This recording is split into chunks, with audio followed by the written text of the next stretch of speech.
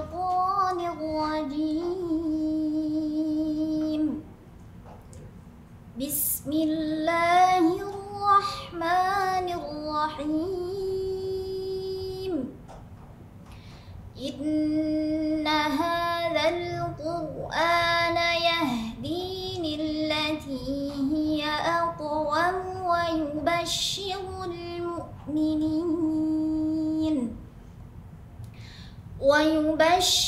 المؤمنين الذين يعملون الصالحات أن لهم أجرا كبيرا صدق الله العظيم.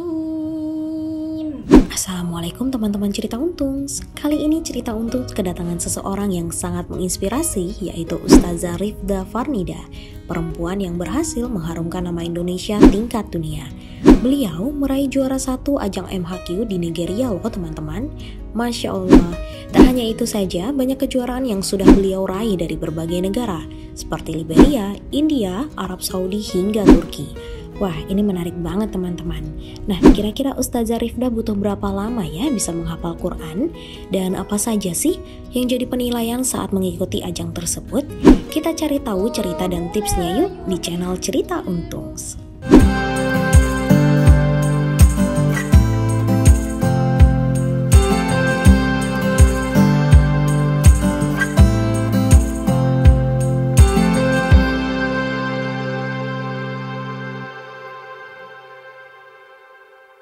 Assalamualaikum warahmatullahi wabarakatuh.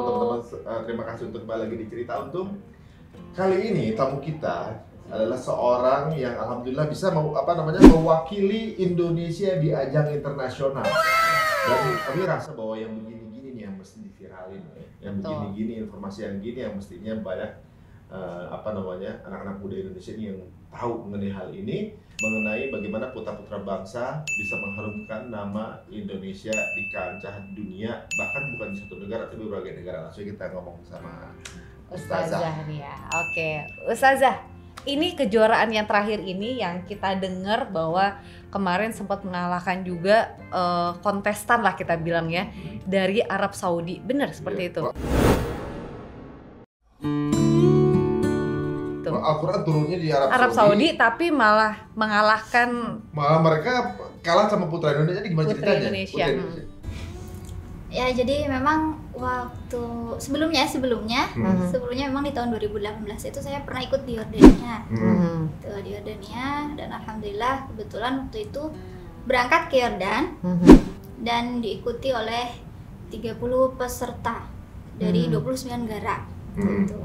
Dan alhamdulillah di antaranya memang ada peserta dari Arab Saudi. Arab Saudi waktu itu memang peringkatnya ke-6. Ya, ke-6. Keduanya siapa? Keduanya saya. Keduanya saya, pertamanya dari Aljazair waktu itu, di Yordania. Nah, untuk di Nigeria ini terakhir di tahun ini 2022, kebetulan memang sebetulnya di Nigeria ini karena memang masih pandemi. Dan kebetulan diadakan di bulan puasa, bulan Ramadan. Jadi tidak berangkat ke sana. Online? Diadakan secara online. Dan kebetulan memang ada 87 peserta yang ikut. Termasuk ada beberapa juga dari Indonesia gitu. Dan alhamdulillah juga bisa mengalahkan beberapa negara dari Timur Tengah. Memang mereka tuh biasa ya dengan bahasa Arab gitu. Iya, betul-betul. Malah kalah dengan kita dari Indonesia gitu ya. Ustazah situ malah mewakili Indonesia, malah dapat kejuaraan ya. Kita tanya dulu dari awalnya. Iya. Pertama kali ikutan Jordan.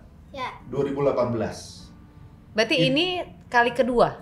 Kali kedua. Dan semuanya dua-duanya dapat juara. Alhamdulillah. Oke, yang pertama dulu deh, waktu ke Jordan itu gimana ceritanya, prosesnya kok bisa Ustazah yang berangkat, terus proses perjuangan sampai sananya bagaimana gitu. Maksudnya Ustazah di sana tuh karena melalui seleksi atau gimana? Jadi biasanya kalau yang diikutkan ke internasional itu sebelumnya sudah pernah ikut nasional. Oh, nasional pernah. Jadi biasanya kompetisi di Indonesia nasional ada dulu. MTQ nasional, tingkat nasional, dan kebetulan di tahun 2017 itu saya dapat juara 1 30 juz. Oh. Juara 1 30 juz. Tingkat Mas- nasional. Berarti MTQ-nya tuh 30 juznya dibacain semua. Enggak, biasanya kalau di perlombaan MTQ itu kita melanjutkan ayat gitu. Jadi Sambung nggak semua- ayat gitu ya? Sambung ayat, ya. Oh. Jadi biasanya dapat 4 soal. Kita melanjutkan, kalau mulus artinya semua hafalannya lancar, itu biasanya dapat peringkat pertama gitu.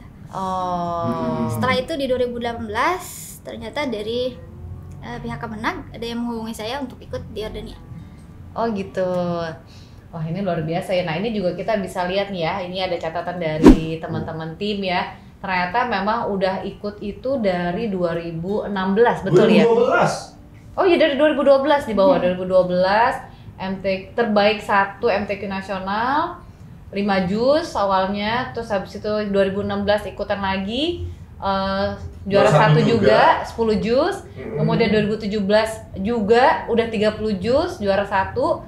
Kemudian 2018 ini internasional juara 2 dan akhirnya terakhir di bulan April 2022 juara 1 Family Quranic Competition di Nigeria yang tadi disebutkan ya. Masya Allah. Ini prestasi yang luar biasa banget, Masya Allah. Dari pertama kali ikutan udah langsung terbaik 1. Saya pengen tanya dulu nih, sehari-harinya Ustazah tuh gimana sih? Apakah tiap hari emang baca Quran terus atau gimana? Memang sekarang kesehariannya ngajar di Institut Ilmu Al-Quran Jakarta.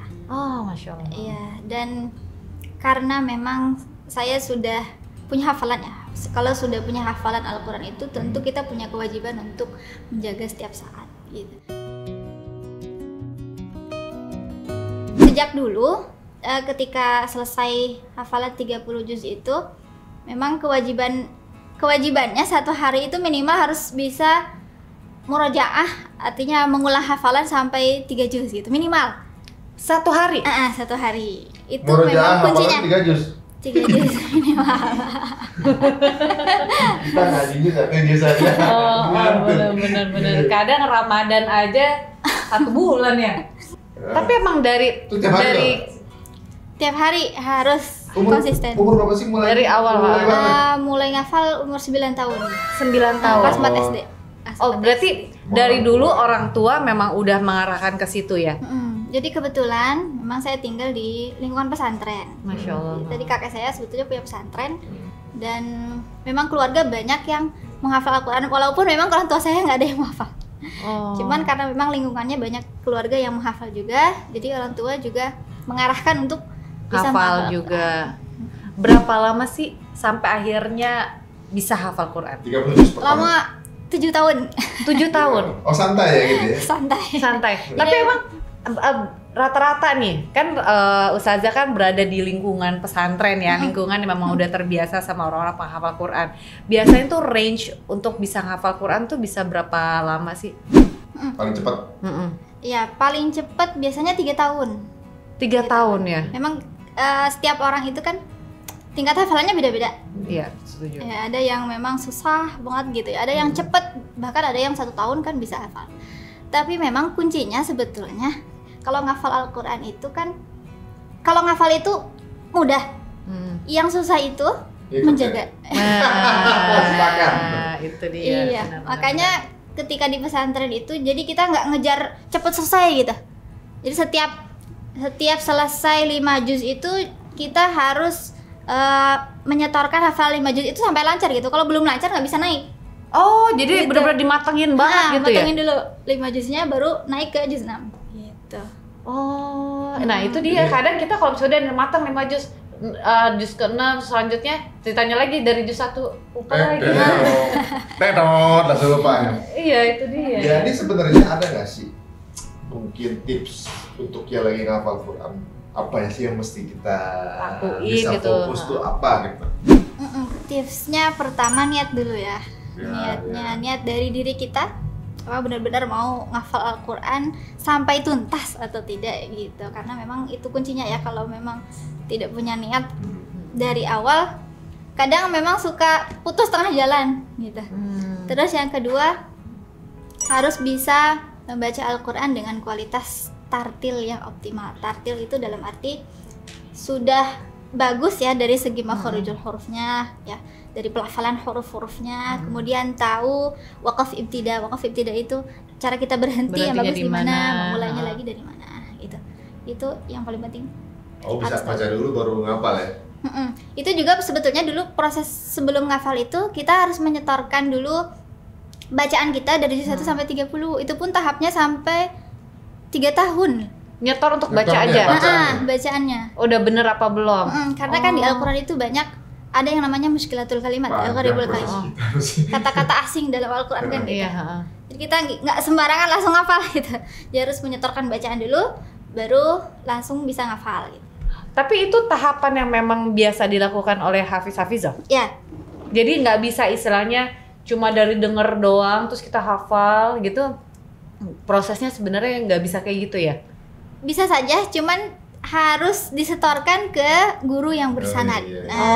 Yang bersanad itu tadi ya. Karena memang banyak gitu ya. Kita ngafal tapi ngafalnya memang ngafal sendiri gitu ya. Ya itu dia tadi kan, tartilnya gimana udah benar apa belum, terus tempat berhentinya di mana. Kadang kan kalau kita baca sendiri tanpa guru, itu kan ya semaunya senafasnya habis stop aja gitu. Padahal kalau misalnya nafas habis stop di situ artinya bisa berbeda ya. Iya, betul. Oh, oke. Harus ada guru ya pasti teman-teman ya. Harus ada guru. Nah, kalau punya YouTube gimana sebetulnya? Jangan tuh ya, harus ada yang kasih tahu di berapa ya nggak apa-apa gitu. untuk mempermudah, tapi tetap lebih enak kalau ada sama guru ya. Iya. Kan ada juga tuh yang teman-teman ngapal tuh nggak boleh dengar musik. Pengaruh nggak tuh? Dengar musik apa nggak?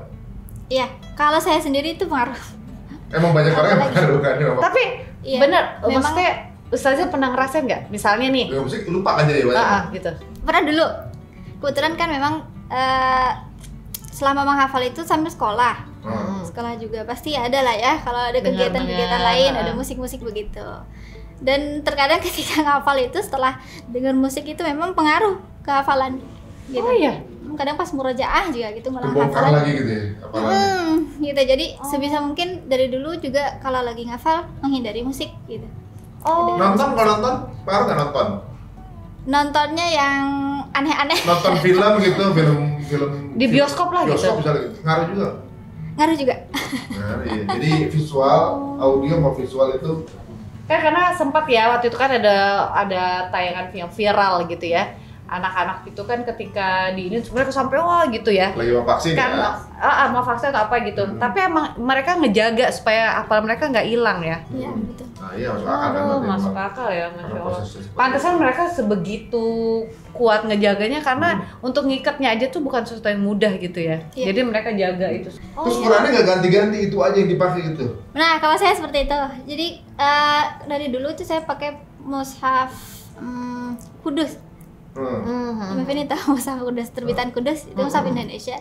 Dari dulu sampai sekarang pakai itu karena memang mushaf itu kan beda-beda ya.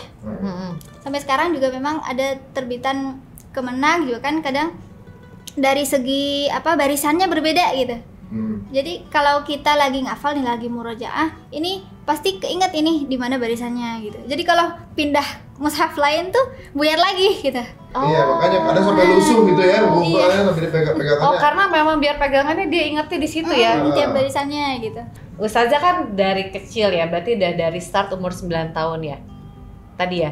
Nah, sebenarnya kalau misalnya yang bagusnya nih, karena kan kalau misalnya kayak kebanyakan gitu ya, kalau kita yang udah gede-gede gitu ya, untuk mulai lagi baca untuk mulai ngafal bahkan kadang tuh emang susah banget nempelnya gitu kan, karena ya itu dia tadi mungkin pengaruh dunianya juga banyak banget. Nah, ini bagusnya tuh sebenarnya untuk awal mula misalnya kita mau ngelatih anak kita supaya bisa jadi penghafal Quran tuh startnya dari umur berapa sih bagusnya? Sebetulnya memang dari kecil ya, dari kecil juga anak yang masih kecil itu biasanya masih mudah untuk menghafal gitu. Tapi untuk usia sekitaran kita gitu ya, sebetulnya masih bisa. Bahkan saya itu ya di IIKI, saya ketika kuliah di IIKI itu ada ibu-ibu atau bilang sudah nenek-nenek lah ya, udah umur 70 tahunan. Oh ya? Kuliah di IIKI. Di IIKI itu kan ada program tahfidz. Program tahfidz itu yang paling minimal itu 5 juz gitu pilihannya. Beliau ini ngambil di program 5 juz bisa tuntas. Jadi setiap semester itu kalau tidak selesai 1 juz tidak bisa ikut UAS gitu. Beliau setiap semester jadi mau nggak mau selesai, ya gitu. Jadi luar biasanya beliau umur 70 tahun. umur 70 tahun. Jadi Dia bisa hafal. kita jangan merasa udah tua, udah iya, apa. betul. Nah sebenarnya apa sih kemudahan yang dirasakan sebagai seorang penghafal Quran? Kemudahannya kalau semenjak menghafal itu memang alhamdulillah ketika proses belajar ya, apalagi belajar di selama sekolah dasar, kemudian di madrasah sanawiyah gitu kan, sampai akhir di perguruan tinggi, alhamdulillah dimudahkan dalam proses belajar. Mungkin itu berkat dari Al-Quran juga ya, berkah dari Al-Quran juga. Mudah masuk pelajaran ini. Iya betul. Pemahaman jadi lebih mudah gitu, seolah-olah dibukain pintu-pintu pemahaman. Sekarang jurusan apa lulusannya? Sudah selesai. Sudah selesai? Ya. Oh. Alhamdulillah sudah selesai strata 2. S2? Oh, Masya Allah. Aduh, S2 ya, hafal Quran. Aduh, Masih bisa. Masya Allah, malu banget ini. Nah, ini ada sedikit pertanyaan. Ada 3 ciri penghafal Quran. Apa sih ciri-ciri? Ciri penghafal Al-Quran itu yang pertama ada yang ngafal hanya sekedar ngafal gitu, hanya diingatan saja gitu ya, tapi tidak diamalkan gitu. Kemudian ada juga yang dia punya hafalan Al-Quran, kemudian tahu maknanya tapi tidak bisa diamalkan gitu. Tahu maknanya tapi tidak mampu mengamalkan. Yang terakhir dia menghafal Al-Quran, kemudian mampu menjaga hafalannya, kemudian sudah tahu kandungan Al-Qurannya, kandungan maknanya, dan mampu mengamalkan isi kandungan Al-Quran. Masya Allah. Mudah-mudahan kita bisa jadi yang ketiga ya. Bisa kalau salah satunya enggak, bagaimana yang ketiga? Ini ciri-ciri penghafal Quran gitu. Aduh. Kita nggak ada salah satu ciri-cirinya ngapal aja Iya, gitu ya. aduh, Masya Allah banget ya. Kalau nggak salah, nanti ketika terakhir kita akan dinilai jannah kita tergantung dari hafalan Quran kita ya. Benar ya? Betul. Aduh. Waduh, kalau hafalannya masih di trikul aja, di situ aja udah. Ya kan Iya, yang lain udah pada. Nggak, karena dulu kan ada sempat yang bilang gini, dengan kita ngebaca trikul terus tiap malam, katanya kan itu sama aja pahalanya kayak hafiz Quran, bukan hafiz Quran, kayak hatam Quran gitu kan. Iya. Baca Jadi kali kelas 3 kali. Iya, trikul. Lebih mudah. Nah ini kan kita, apalagi kita punya anak-anak gitu ya, kita pengen banget mereka bisa jadi hafiz Quran gitu ya. Terus termasuk ya kita juga pengen lagi belajar juga. Tapi apa sih yang buat kita tuh supaya niatnya pasti ada. Maksudnya kayak niatnya itu kan pasti ada setiap manusia gitu, pengen hafal Quran. Tapi actionnya itu yang kurang. Apalagi namanya keimanan, naik turun. Nah kalau Ustazah sendiri nih, dengan perjalanan Ustazah gitu ya, ada juga nggak sih kayak gitunya? Futur-futurnya gitu ya? Misalnya kayak aduh lagi malas banget atau apa, terus apa yang dilakuin supaya hilang jauh-jauh deh yang malesnya, yang godaan-godaannya kayak gitu? Kalau malas itu pasti pernah ya, setiap orang penghafal Al-Quran pasti pernah mengalami rasa malas gitu. Tapi kembali lagi tadi ke niat awal gitu. Tadi kan kalau sudah niat dari awal mau menghafal Al-Quran sampai tuntas gitu, maka dari situ kita juga harus kembali semangat lagi gitu, untuk melanjutkan hafalan. Oh, jadi niatnya itu Harus di kuat, awal ya? harus kuat dulu. Jadi ketika ada godaan-godaan, ingat lagi sama Iya. niat awal gitu ya. Tapi ada Ustazah juga. tuh ada sosial media juga nggak sih? Sosial media terus atau apa? Ada Instagram punya. Iya, saya. maksudnya nggak kemudian jadi kaku kok gitu. Beliau juga santai juga gitu, tapi penghafal Quran juga. Dan sebenarnya ini hidup di pilihan sebenarnya mau ambil jurusan yang mana ya. Dan kayaknya memang sudah ditanamkan dari keluarga, dari zaman kakek berarti ya, memang seperti itu ya. Jadi sebetulnya kalau ngafal Al-Quran itu harus punya waktu luang tersendiri gitu. Oh, Jadi ada waktu tersendiri, gitu ya? disiapin gitu. Jadi ada waktu khusus, nggak boleh diganggu sama kegiatan lain gitu. Kalau saya biasanya di waktu subuh itu yang paling enak buat ngafal, waktu subuh gitu. Pokoknya dari jam 5 sampai jam 6 nggak boleh diganggu sama kegiatan lain.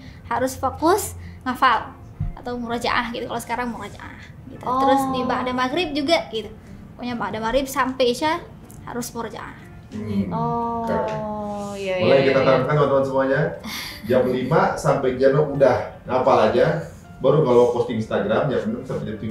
Ya Pak, waktunya ya sejam-sejam ya Allah. Aduh. Ternyata memang jangan malah kalau ada waktu ya, tapi memang harus luangkan waktu, bukan menyempatkan. Enggak, maksudnya kita yang menyediakan waktu dulu ya, sisanya gitu ya. Jadi memang kadang kan kita aduh lagi waktu luang nih baru baca. Padahal sebenarnya kalau emang kita niatin itu adalah niatin dari awal jam tertentu yang memang udah kita siapkan waktu emang khusus untuk murojaah atau menghafal Quran. Tuh, tapi Allah, ya. waktu zaman di Jordan dulu, pertama yang keluar negeri mah Jordan kan? Iya. Ada pengalaman apa di sana? Ketemu sama Itu pertama kali keluar negeri? Pertama kali keluar negeri. Selain umroh ya? Sebetulnya umrah, selain umrah pernah. Kemudian kedua kalinya ke Jordan gitu. Waktu itu memang sebetulnya saya belum terlalu fasih berbahasa Arab gitu. Jadi memang pendamping belum saya ini bahasa Arab juara 2. terlalu fasih, iya. Tidak terlalu fasih dalam bahasa Arab, jadi memang hanya beberapa saja gitu. Kalau mereka mau bertanya ngerti gitu, cuman kitanya agak belum terlalu ini gitu, belum terlalu lancar. Jadi kebetulan memang pendamping itu beliau ini lulusan Al-Azhar gitu, jadi selalu beliau yang menjawab gitu setiap pertanyaan beliau. Dan kebetulan juga waktu itu memang ada juga dari Malaysia. Oh, jadi dia kesalahan saya sama orang Malaysia. Gitu. Terus pengalaman yang paling menarik itu waktu saya sholat di masjid tempat arena, dekat tempat arena. Kebetulan ada Yordan ini kan dekat Palestina. Ada orang Palestina.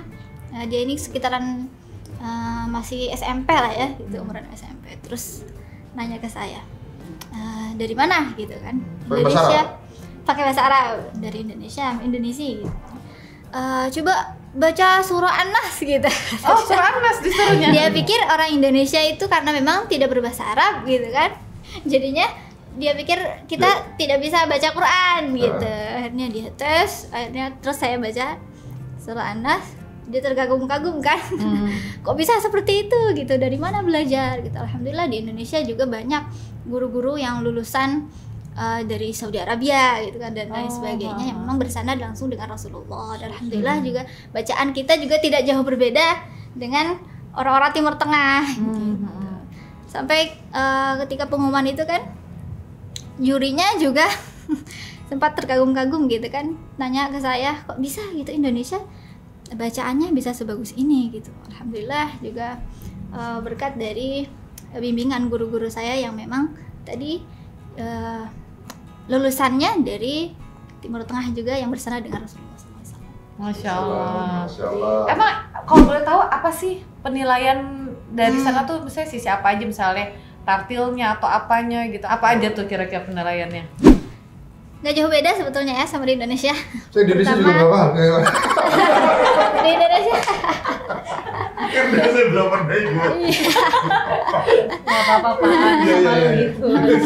Sama aja kayak di Indonesia. Kesannya ngomong sama lu Jepang gitu, sama Indonesia.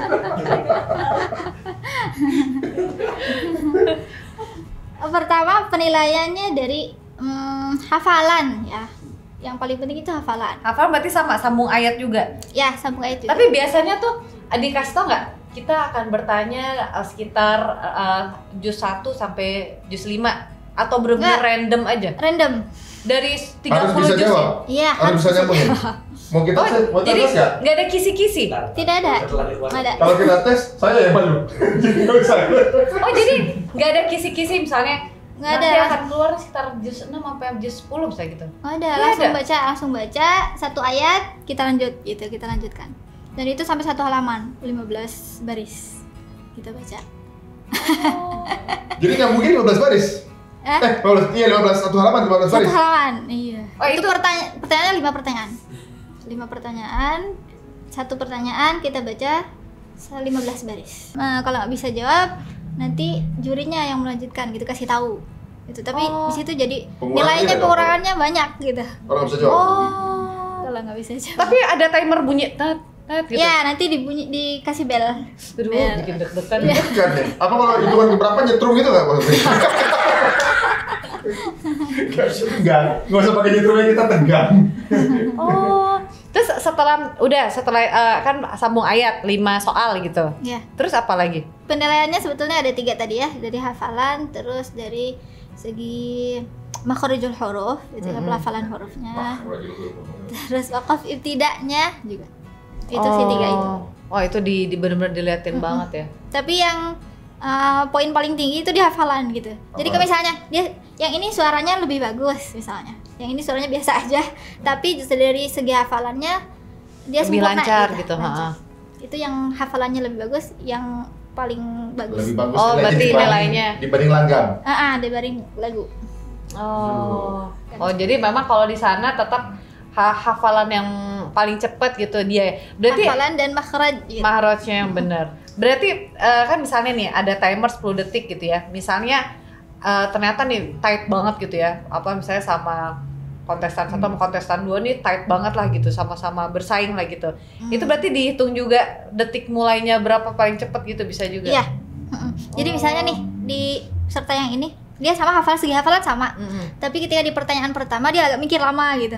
Jadi ngaruh juga. Aduh, deg-degan juga ya. Ini membuktikan bahwa Al-Quran ini bukan diciptakan oleh manusia ya. Karena manusia yang udah jago pun itu masih butuh waktu untuk bisa menaklukkannya gitu ya. Karena holistik. Kalau nggak salah saya dengar cerita ada orang yang mempelajari Islam itu karena ingin mencari celahnya Islam. Kemudian dari semua hukum segala macam hadis dipelajarin, masuklah ke dalam Quran. Ketika baru coba bacanya aja, akhirnya jadi mualaf karena sadar nggak mungkin manusia yang bikin ini. Untuk kita yang udah muslim udah lama aja naklukin aja sulit gitu ya. Tapi mereka yang udah punya waktu, emang udah punya niat, dimudahkan, ya kan gitu. Yang punya niat berbeda, ya susah-susah aja gitu nggak ketemu. Ini ajaib sih gue. Karena ajaib memang kebesaran Allah ya. Kebesaran Allah. Nah ini pengen tahu juga nih motivasi ustazah untuk jadi penghafal Quran tuh apa sih sebenarnya? Apakah memang tujuannya emang pengen ikutan kompetisi atau apa? Jadi kebetulan kan orang tua saya nggak ada yang menghafal Quran gitu. Jadi dari cerita mama saya waktu hamil itu tuh 9 bulan, hamil 9 bulan itu puasa itu. Puasanya memang niatnya untuk pengen punya anak penghafal Al-Quran gitu. Puasa ini ya, apa istilahnya puasa hajat gitu ya? Iya. Bapak juga sama puasa juga selama mama saya hamil gitu. Memang tujuannya pengen punya anak penghafal Al-Quran. Dari situ memang punya niat gimana caranya supaya bisa membahagiakan orang tua lewat Al-Quran gitu.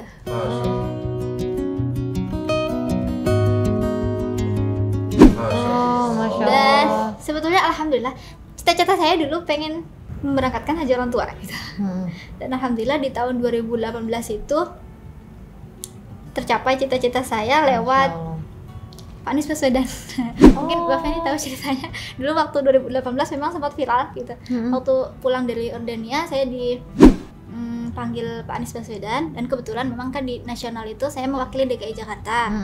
Ya, dan beliau manggil saya untuk hadir di pertemuan ulama se-Indonesia. Kebetulan Muktamar itu ya? Iya. Oh, Jepang Putih. Apa hadir? Tahun 2000 berapa itu? 2018. 18? Iya ada. Ada. Iya. Iya. Terus. Itu kemudian ada Syekh Khalid Al-Hamudi. Iya, sekali juga sekali. Kayak kembar juga sama. Iya, terus saya disuruh baca Quran di belakang beliau. Setelah selesai, beliau bilang, saya terharu mendengar baca Al-Quran Rifdah. Saya punya anak perempuan yang juga penghafal Al-Quran juga. Dan sekarang saya mau ngangkat Rifdah sebagai anak angkat saya, kata beliau gitu. Dan saya mau berangkatkan haji Rifdah beserta orang tuanya gitu.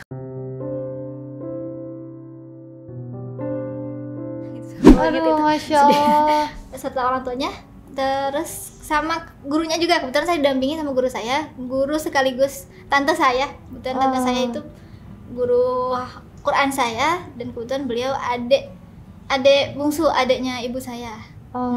Dan beliau bimbing saya di IKI itu. Alhamdulillah bisa berangkat. Masya Allah, keluarga itu ya, alhamdulillah.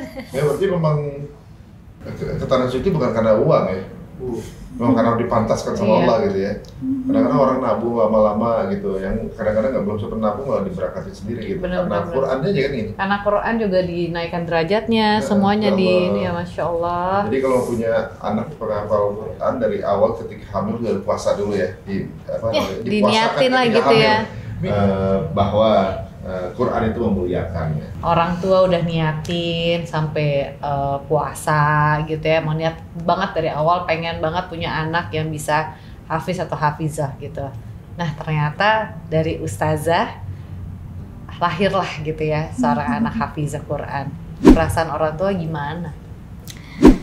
Orang tua yang pasti selalu mengucap syukur ya, selalu berterima kasih atas saya. Alhamdulillah ini juga tidak lepas dari doa mama dan bapak gitu yang selalu mendoakan setiap saat. Apalagi dari awal memang niat pengen punya penghafal Al-Quran. Memang tujuannya sebetulnya bukan untuk ikut kompetisi ya, apalagi bisa sampai juara di tingkat internasional. Tapi alhamdulillah ya berkat doa dari mereka semua, alhamdulillah bisa sampai tahap ini gitu.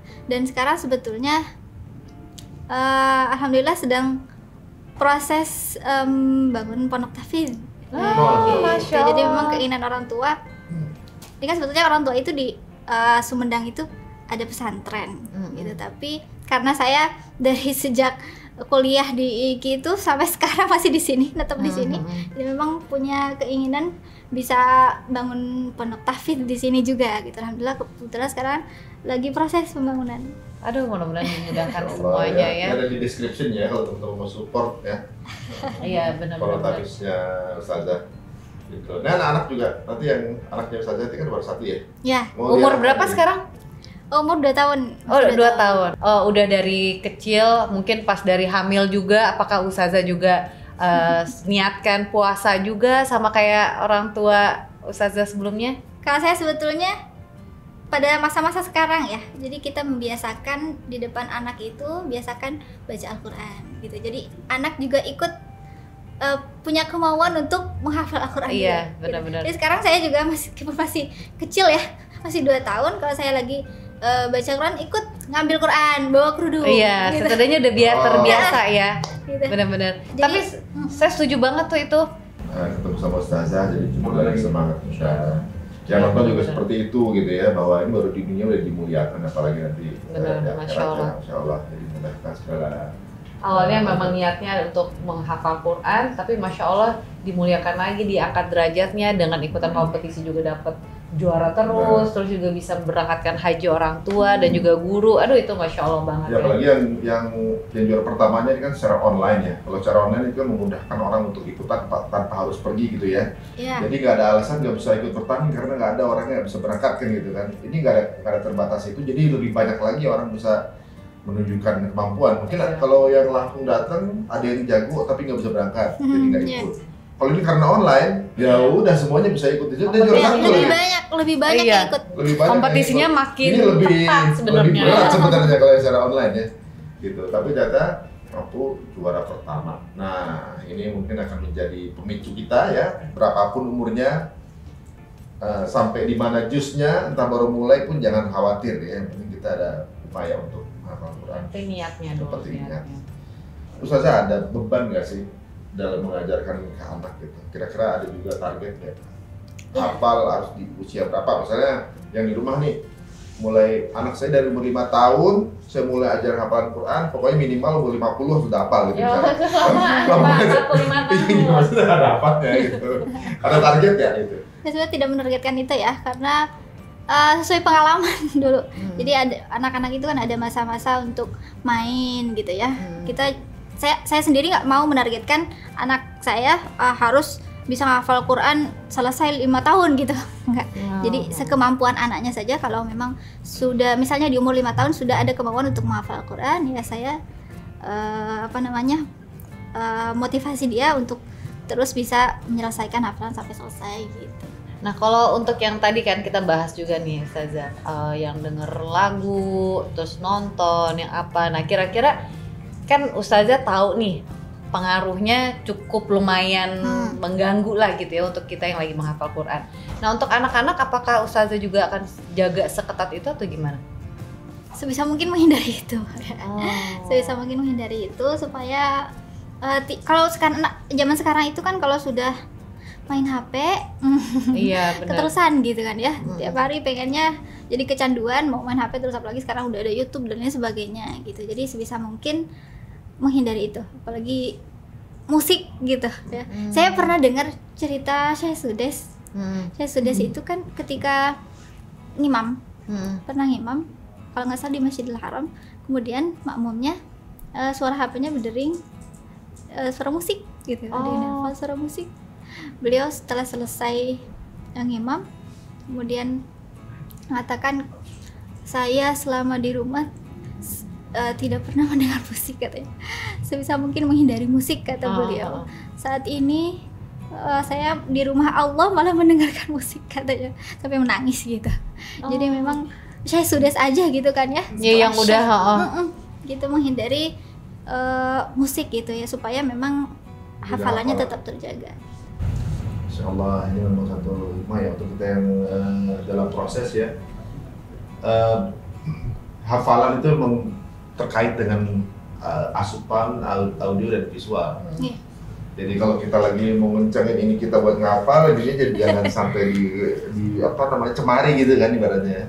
Audio dan visual, jadi jaga pandangan dan jaga kuping. Yang saya dengar kayak gitu. Tapi ternyata Ustazah juga mengingatkan seperti itu. Masya Allah luar biasa. Menjadi pengingat kita semua. Mudah-mudahan menjadi penyemangat dan memberikan inspirasi ya. Insyaallah, amin amin. Oke, sekali lagi Ustazah terima kasih banyak atas sharingnya, ceritanya. Mudah-mudahan sekali lagi kita semua yang ada di sini dan juga buat teman-teman Cerita Untung yang lagi ngedengerin podcast kita ini mudah-mudahan bisa terinspirasi. Lagi-lagi yang awalnya udah punya niat bagus untuk bisa hafal Quran, insya Allah dimudahkan segala urusannya. Karena ya itu dia tadi ya, kita bisa dengar langsung dari Ustazah banyak banget keistimewaan yang bisa kita dapat dari Al-Quran ini sendiri, dunia akhirat bahkan. Masya Allah.